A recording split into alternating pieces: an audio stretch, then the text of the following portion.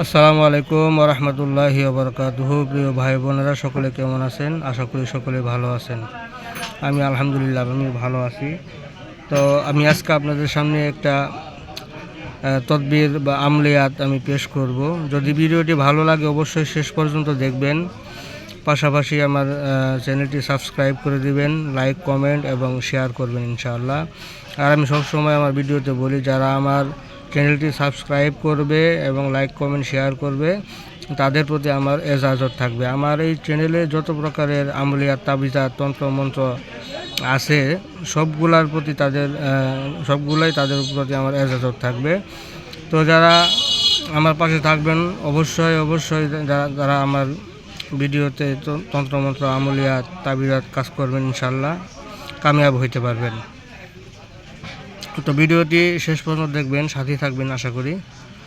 তো আমি আজকে আপনাদের উদ্দেশ্যে যে ভিডিওটি আমি তৈরি করেছি, ভিডিওতে যে আয়াতগুলো দেখতে পাচ্ছেন এই আয়াতগুলোকে বলা হয় আয়াতে শেফা। আমি একবার পাঠ করে শোনাই। বিসমিল্লাহির রহমানির রহিম।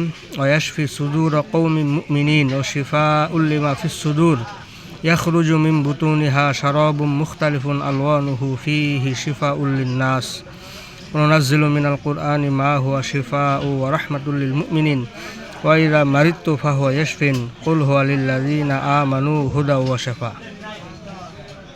সাদাকাল্লাহুল আযীম। তো আয়াতে শেফা এমন একটি নিয়ামত, আল্লাহ পাক রব্বুল আলামিন পবিত্র কালামুল্লাহ শরীফে বলেছেন অনুনাজ্জিলু মিনাল কুরআনি মা হুয়া শেফা। আল্লাহ পাক যে কোরআন আমাদেরকে দিয়েছেন, নাজিল করেছেন, এই কোরআনের মধ্যে আমাদের শেফা লুকিয়ে আছে। এই কোরআনের মধ্যে আমাদের যাবতীয় বিমারির, যাবতীয় রোগের শেফা আল্লাহ পাক দিয়ে রাখছেন। যদি কোনো বান্দা কোরআনের উপর আমল করতে পারে, সে যত বড় কঠিন এবং দুরারোগ্য বিধি হোক না কেন, আল্লাহ পাক রব্বুল আলামিন এই আয়াতে শেফার খাতিরে বরকতে তাকে অবশ্যই আরোগ্য লাভ করবেন ইনশাআল্লাহ। তো এই আয়াতে শেফার উপরে যদি কেউ কাজ করতে চায় তাহলে প্রথমে তাকে সাধক হইতে হবে, এই আয়াতের সিদ্ধ পুরুষ হইতে হবে, আমেল হইতে হবে। সাধারণ কিছু নিয়ম আছে। সাধারণ আমেল হওয়ার নিয়ম হলো, যদি কোনো বন্ধা 41 দিন পর্যন্ত এক নাগা এটা প্রতিদিন 108 বার করে বা 101 বার করে তেলাওয়াত করে, তাহলে সে সাধারণ একজন আমেল হইতে পারবে। সে যাবতীয় রোগবালাইয়ের জন্য সে পানি পড়া তেল পড়া দিয়ে দম করে দিবে, ইনশাল্লাহ সে সুস্থতা লাভ করবে।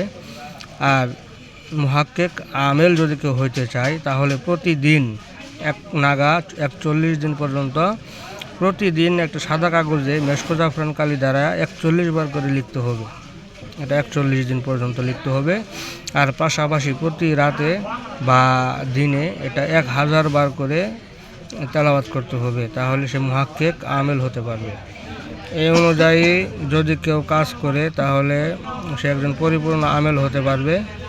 আর পরিপূর্ণ আমেল যদি কেউ হয়ে যায় তাহলে যত কঠিন এবং দুরারোগ্য ব্যাধি হোক না কেন, সে এই আয়াত তেলাওয়াত করে রোগীর উপরে দম করে দিবে।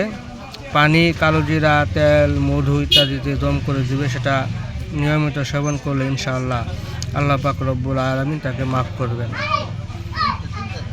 তো ভিডিওটি ভালো লাগলে অবশ্যই পাশে থাকবেন এবং শেয়ার করবেন।